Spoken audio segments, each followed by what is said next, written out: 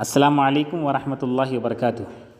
الحمدللہ رب العالمین والصلاة والسلام علی رسولہ النبی الکریم، اما بعد فاعوذ باللہ من الشیطان الرجیم، بسم اللہ الرحمن الرحیم۔ انا ہدیناہ السبیل اما شاکرا و اما کفورا، صدق اللہ العظیم۔ معزز سامعین اکرام، میں آج آپ کے سامنے رجوع الی القرآن کا مطلب، یعنی اس کا جو بنیادی مطلب ہوتا ہے اس کو بیان کرنے کی کوشش کروں گا۔ سب سے پہلے تمہیداً چند باتیں آپ کے سامنے پیش خدمت ہیں۔ قرآن کا موضوع کیا ہے؟ در حقیقت قرآن کا موضوع ہے انسان۔ قرآن کی ساری تعلیمات کا محور انسان ہی ہے، اس لحاظ سے کہ وہ اس زمین پر کس طرح ہدایات ربانی کی پیروی کر کے خالق کائنات کا صحیح فرما بردار بندہ بن سکتا ہے۔ گویا ہر شخص کو رجوع الی القرآن یعنی قرآن کی طرف رجوع ہونا ہے۔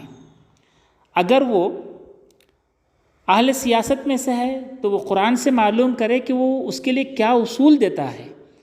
اگر وہ ماہر معاشیات ہے تو وہ دیکھے کہ پیداوار اور تقسیم دولت کے سلسلے میں قرآن میں کیا رہنمائی کرتا ہے۔ اگر وہ تاریخ کا طالب علم ہے، ہسٹری بیک گراؤنڈ سے ہے، تو اسے جاننا چاہیے کہ قرآن کا نظریہ تاریخ کیا ہے۔ اگر وہ علم نفسیات سے تعلق رکھتا ہے تو دیکھے کہ قرآن کس طرح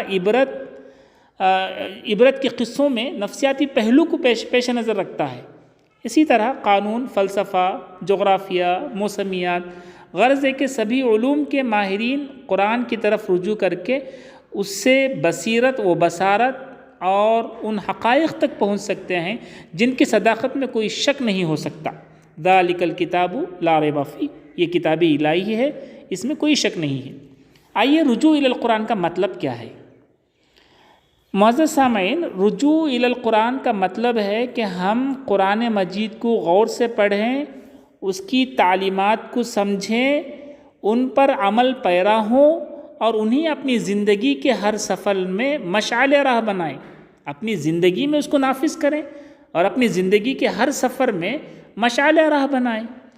رجوع الی القرآن کی دعوت جو ہے، اس کا جو مرکزی نقطہ یہ ہے کہ زندگی کو قرآنی تعلیمات کے سانچے میں ڈھال دیا جائے اور روزمرہ جو زندگی میں جو ایکٹیویٹیز ہوتے ہیں، جو سرگرمیاں ہوتے ہیں، روزمرہ زندگی کے مسائل کو قرآن مجید کی روشنی میں حل کیا جائے۔ قرآن مجید آپ سب جانتے ہیں کہ یہ زندہ جاوید کتاب ہے اور ہر زمانے کے مسائل کے سلسلے میں یہ کتاب جو ہے قرآن ہم کو بنیادی رہنمائی فراہم کرتی ہے۔ قرآن کو پڑھنے، سمجھنے اور اس سے ہدایت پانے کا صحیح طریقہ یہ ہے کہ میں ہر ایک آیت کو اپنے سے متعلق سمجھیں، ہر آیت کا مخاطب اپنی ذات کو بنائیں اور یہ تصور کریں کہ اللہ نے یہ آیت میرے لیے ہی نازل کی ہے، اور دوسروں پر منطبق کر کے سکون محسوس کرنے کی عادت ہم کو چھوڑنا چاہیے۔ یعنی ہم کیا کرتے ہیں کہ کسی بھی آیت کو اپنی ذات پر منتخب کرنے کی عادت نہیں ڈالتے، کسی اور پر اس کو جو ہے ٹھوس دیتے ہیں، جو ہے کسی اور پر جو ہے چسپاں کرتے ہیں۔ حالانکہ ہر آیت میں یہ سمجھیں کہ اپنی ذات پر منتخب کرنا، اپنی ذات پر جو ہے اس کو لاگو کریں تو دیکھیں گے کہیں مومنین کا سراپا بیان کیا جا رہا ہے تو اس میں اپنا جائزہ لے۔ یعنی یا ایھا الذین آمنوا، کہیں قرآن مجید میں پروردگار اللہ تعالیٰ ہمیں پکارتا ہے تو میں اور آپ ایسا محسوس کریں اور جو ہے آگے نہ بڑھ جائیں بلکہ رک کر سوچیں کہ کون پکار رہا ہے۔ میرا رب پکار رہا ہے، شہنشاہ کائنات، مالک کل پکار رہا ہے، مجھے پکار رہا ہے اور مجھے پکار رہا ہے اور مجھے ایمان والا کہہ کر پکار رہا ہے۔ خوشی سے جھوم اٹھیں۔ تو قرآن کی طرف رجوع اور اس سے استفادہ کے کئی درجات ہوتے ہیں۔ اس میں اول درجہ یہ ہوتا ہے کہ سب سے پہلا درجہ ہدایت طلبی کا ہے۔ ہر مسلمان اس بات کا مکلف ہے کہ قرآن سے ہدایت و رہنمائی حاصل کرنے کے لیے اس کی طرف رجوع کرے، کیونکہ قرآن کتاب ہدایت ہے، ھدی للمتقین۔ اس کتاب ہدایت ہے اللہ سے ڈرنے والوں کے لیے۔ ان ھذا القرآن یہدی للتی ہی اقوم، بے شک یہ قرآن اس کی رہنمائی کرتا ہے جو بالکل سیدھا ہے۔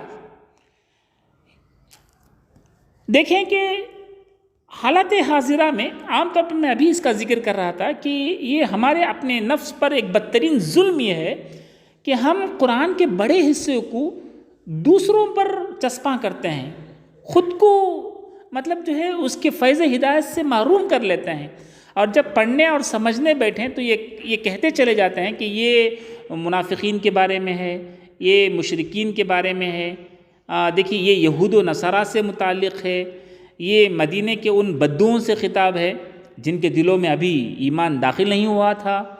سوال یہ ہے کہ قرآن کا ایک بہت بڑا حصہ جب دوسروں کے لیے ہے تو ہمارا تذکرہ کہاں ہے؟ کن آیات جو ہے ہم سے مخاطب ہوتے ہیں، اور وہ کون سی آیات ہیں جو ہمارے لیے ہیں؟ تو دیکھیے کہ اہم بات سورہ انبیاء میں آیت نمبر دیکھ سکتے ہیں ہم 21 میں، لَقَدْ أَنزَلْنَا إِلَيْكُمْ كِتَابًا فِيهِ ذِكْرِكُمْ أَفَلَا تَعْقِلُونَ۔ لوگوں، ہم نے تمہاری طرف ایک ایسی کتاب بھیجی ہے جس میں تمہارا ہی ذکر کیا ہے، تم سمجھتے نہیں ہو، یعنی اس میں تمہارا ہی حال بیان کیا گیا ہے، تمہارے ہی معاملات حیات، تمہاری ہی فطرت، مزاج، ساخت، آغاز و انجام پر گفتگو کی گئی ہے، انسانی نفسیات، سیرت و کردار اور اخلاق کے اچھے اور برے پہلو بیان کیے گئے ہیں، اور ہر جگہ تمہیں مخاطب کر کے اچھے کردار اپنانے اور برے کردار اور بد انجامی سے بچنے کی تاکید دی گئی ہے۔ علامہ اقبال کا شعر یاد آتا ہے کہ تیرے ضمیر پہ جب تک نہ ہو نزول کتاب، تیرے ضمیر پر جب تک نہ ہو نزول کتاب، گرہ کشا ہے نہ راضی نہ صاحب کشاف۔ اس وقت خلاصے کے طور پر میں بیان کروں گا کہ رجوع الی القرآن کی مطلب کو ہم سمجھنے کے لیے دیکھیے کہ اس حالات حاضرہ میں اگر ہم جائزہ لیتے ہیں کہ اس وقت قرآن کی تعلیمات اور قرآن کے نام لیواؤں کا جو عمل ہوتا ہے اس میں سخت تضاد پایا جاتا ہے۔ قرآن کہہ رہا ہے اقرا، پڑھ، اور علم الانسان ما لم یعلم، اس نے سکھایا انسان کو وہ کچھ جو وہ نہیں جانتا تھا، مگر بحیثیت مجموعی ہم اپنا جائزہ لیتے ہیں، ناخواندگی دیگر قوموں کے مقابلے میں زیادہ ہے ہمارے پاس۔ اب اسی طرح سے دیکھیے دوسری بات، توحید و عبودیت جیسا کہ قرآن کی جو بنیادی تعلیمات ہیں، لیکن پھر بھی ہم اپنا جائزہ لیتے ہیں اپنے قوم کا، لیکن اچھا خاصا طبقہ شرک اور بدعات میں ابھی بھی مبتلا ہے۔ قرآن میں پاکی و صفائی کا کس قدر زور ہے، لیکن جب اس وقت جب دیکھتے ہیں ہمارے محلے کی طرف دیکھتے ہیں تو یہ تو ہمارے محلے اس وقت جو ہے گندگی کے سلسلے میں اگر میں بتاؤں کہ ہمارے محلے اس کی علامت بن جاتے ہیں۔ قرآن مجید میں کس قدر اخلاقی تعلیمات ہیں، شاید دیکھیے کہ کسی مذہب میں ہو کہ آپ نے رسول اللہ صلی اللہ علیہ وسلم کا جو مشن رہا کہ مکارم اخلاق کی تکمیل تھی، لیکن دیکھتے ہیں کہ ان کے ماننے والوں کی اکثریت دیکھتے ہیں کہ اخلاقی تعلیمات سے دور نظر آتے ہیں۔ قرآن میں تفکر و تدبر کی کتنی تاکید سے باتیں آتے ہیں، افلا یتدبرون القرآن ام علی قلوب اقفالها، کیا یہ لوگ قرآن پر غور نہیں کرتے یا دلوں پر ان کے تالے پڑے ہیں؟ خود انسان کی ساخت پر وفی انفسکم افلا تبصرون، خود تمہارے اندر بھی کیا تم دیکھتے نہیں ہو؟